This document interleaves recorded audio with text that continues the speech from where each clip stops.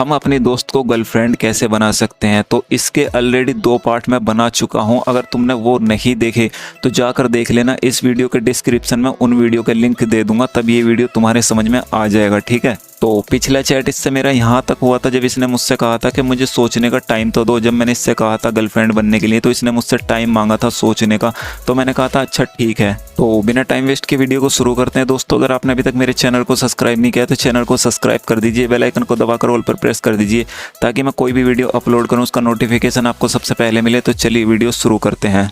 देखो, अगर लड़की बोलती है ना कि मुझे सोचने का टाइम तो दो, तो तुम्हें उसको टाइम दे देना है। ठीक है, टाइम देने के बाद तुम्हें कुछ दिन ऐसे ही नॉर्मल बात करनी है उससे। ठीक है, जिस तरह से वो कर रही है तो तुम्हें उसी तरह से उससे बात करनी है, और उस बीच तुम्हें उसे अपनी इतनी आदत लगा देनी है कि मतलब वो तुमसे बात के बिना ना रह पाए। अगर तुम ऐसा करते हो ना तो तुम्हारा रिश्ता आगे बढ़ने में बहुत ज़्यादा आसान हो जाता है। तो यहाँ पर फिर मेरे साथ भी ऐसा ही हुआ। जब इसने मुझसे टाइम मांगा तो कुछ दिन मैंने इससे नॉर्मल बात की, फिर कुछ दिन बाद क्या हुआ ये देखिए। फिर 4-5 दिन हमारी ऐसी नॉर्मल ही बात हुई। अब 4-5 दिन की सारी चैट दिखाऊंगा तो वीडियो बहुत ज़्यादा बड़ा हो जाएगा। मैं मेन टॉपिक पर आ जाता हूँ। ठीक है, तो 4-5 दिन बाद ऐसा हुआ जब इसने टाइम मांगा मुझसे, तो मैंने इसको मैसेज किया था हाय, तो इसने कहा हेलो।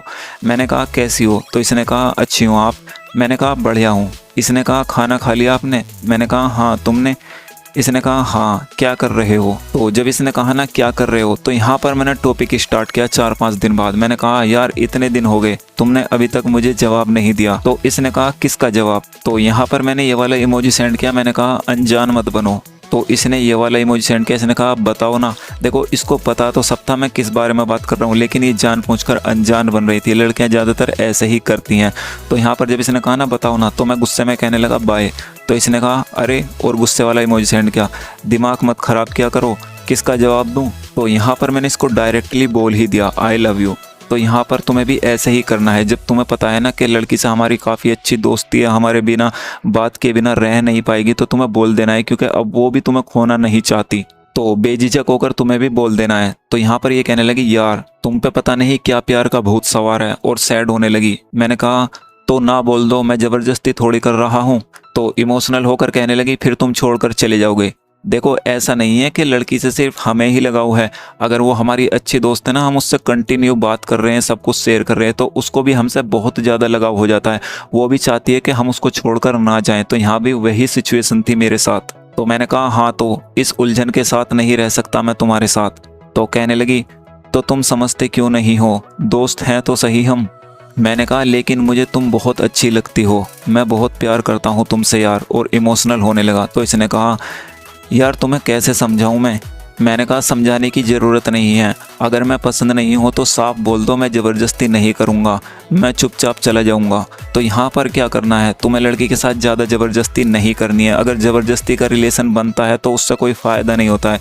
अगर तुम ऐसी खुली खुली बातें बोलोगे ना, तो अगर तुम उसको पसंद होगे तो वो तुम्हें बिल्कुल भी जाने नहीं देगी। और इस बीच तुम उससे खुलकर प्यार का इजहार कर सकते हो कि तुम उसे कितना प्यार करते हो या तुम उसके बारे में क्या सोचते हो। तो यहाँ पर तुम कुछ भी बोलोगे ना तो उसे बुरा नहीं लगेगा।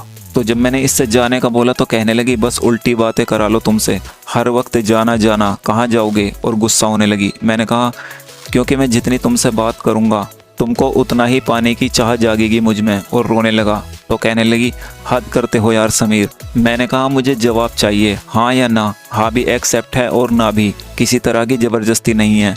तो कहने लगी ओके, सुनना चाहते हो ना तो सुनो, मैं तुम्हें खोना नहीं चाहती, इसलिए प्यार करने से डरती हूँ। अगर मैं तुम्हारी गर्लफ्रेंड बन गई, मैं जानती हूँ प्यार वाला रिश्ता ज़्यादा दिन नहीं चलता है, और मैं तुमको खुद से दूर होने नहीं दे सकती। और रोने लगी।